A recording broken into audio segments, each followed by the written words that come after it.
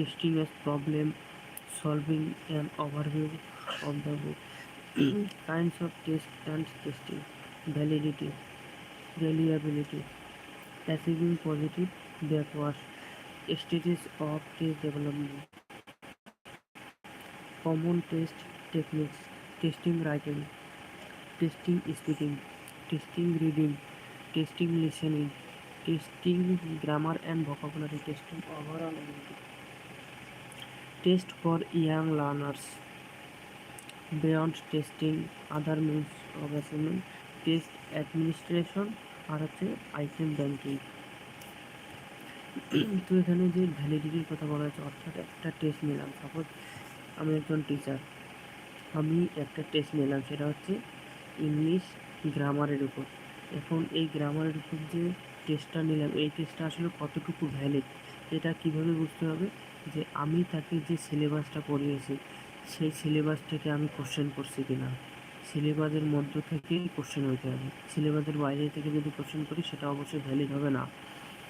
তার মানে সিলেবাস থেকে কোশ্চেন করতে হবে। এরপর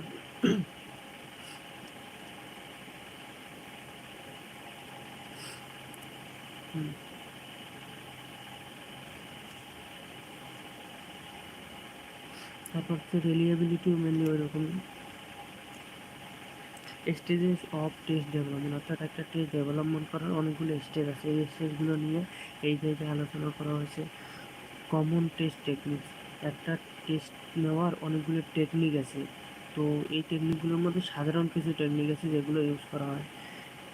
টেস্টিং রাইটিং, অর্থাৎ রাইটিং কীভাবে টেস্ট করা হবে, স্পিকিং কীভাবে টেস্ট করা হবে, এটাকে বলা হচ্ছে স্পিকিং টেস্টিং। তারপর রিডিংটা কীভাবে টেস্ট করা হবে, অর্থাৎ সে প্রোনাউন্সিয়েশন ঠিকমতো উচ্চারণ করতে পারতেছে কিনা, ভুল উচ্চারণ করতেছে কিনা এটা। রাইটিংয়ের ক্ষেত্রে সে ঠিকমতো লিখতেছে কিনা, তার যে গ্রামাটিক্যাল ইউজ লেখার মধ্যে সেটা ঠিক আছে কিনা, সাবজেক্ট ভার্ব এগ্রিমেন্ট এগুলো ঠিকঠাক মতো লিখতেছে কিনা, তার লেখার মধ্যে টেন্স ঠিক আছে কিনা, এটা হচ্ছে টেস্টিং রাইটিং। টেস্টিং স্পিকিং, সে যখন কথা বলে তার যে প্রোনাউন্সিয়েশন এইগুলো ঠিক আছে কিনা, তার ফ্লুয়েন্সি কেমন, এটা দেখার লাগে। লিসেনিং টেস্টিং হচ্ছে সে ঠিকমতো শুনতে পারতেছে কিনা, অর্থাৎ আপনি একটা অডিও চালু করে দিয়েছেন, এই অডিও থেকে আপনি তাকে 5 মিনিটের একটা অডিও দিয়েছেন যে এই অডিও থেকে তোমাকে 5টা কোশ্চেনের আনসার করতে হবে, এবং এইখানে কোনো পজ করার অপশান নেই, সে একটানা 5 মিনিট শুনে যাবে, এবং সে ওই ভাষাটা কতটুকু ক্যাপচার করতে পারলো, প্রপারলি ক্যাপচার করতে পারছে কিনা, এটা মেনলি লিসেনিং টেস্টের মাধ্যমে নেওয়া হবে। কিভাবে? সে যখন 5 মিনিট পুরোটা শুনলো, তারপর তাকে কোশ্চেন দেওয়া হবে যে এবার 1 মিনিটের মধ্যে এই 5টার অ্যান্সার দিতে হবে। সে যদি প্রপারলি শুনতে পারে বা প্রপারলি বুঝতে পারে লিসেনিংটা, তাহলে সে এগুলোর অ্যান্সার সঠিকভাবে করতে পারবে। আর যদি সে বুঝতেই না পারে লিসেনিংটা, কী বলছে ওইখানে, তাহলে বোঝা যাবে যে তার হচ্ছে লিসেনিংয়ের সমস্যা আছে, তার বুঝতে পারার ক্ষমতা নেই।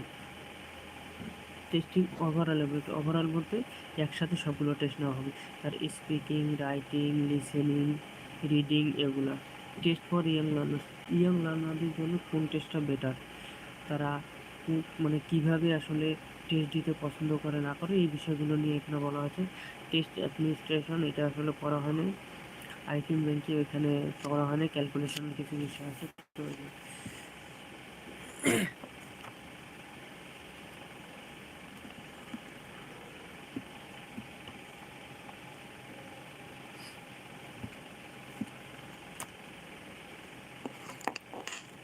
তো এই যে ঘড়িটা, এটা মেনলি দাম, এটা ঘড়ির অনেক দাম, মোটামুটি মিডল রেঞ্জের একটা ঘড়ি আর কি।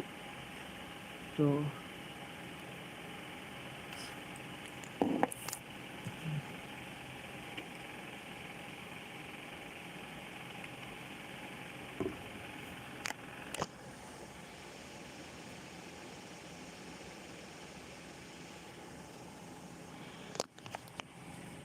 সকলকে অসংখ্য ধন্যবাদ।